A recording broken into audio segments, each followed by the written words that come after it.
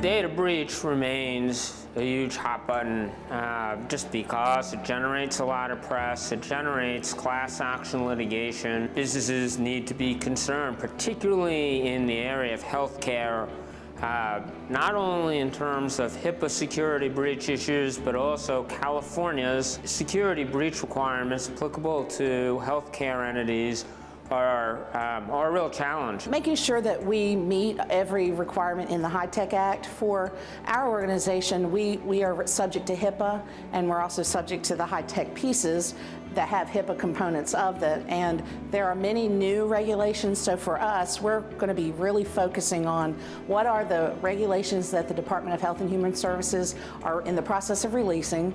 And that information, you know, they presented and then they pulled it back. So for us, we need to be as current as possible so that we are going to meet that regulation when it is in final stages. I see companies trying to say, let's figure out where all of our data is. Let's get rid of the data, sensitive data we don't need that could cause or trigger a breach notification.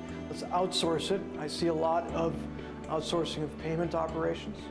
I see more implementation of virtual terminals so that employees can't retain their data on their laptops.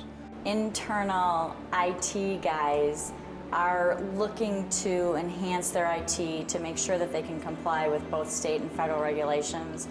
And there's been a very interesting back and forth, a push and pull between the CITOs and the CEOs about whether or not budgetary constraints will help or not with respect to the IT program. The hot button is whether notice and choice works to enable consumers to exercise the control that they need to have over the use of their personal information. And I think the uniform conclusion by the FTC, by academics, by consumer advocates, and elsewhere is that it is not working.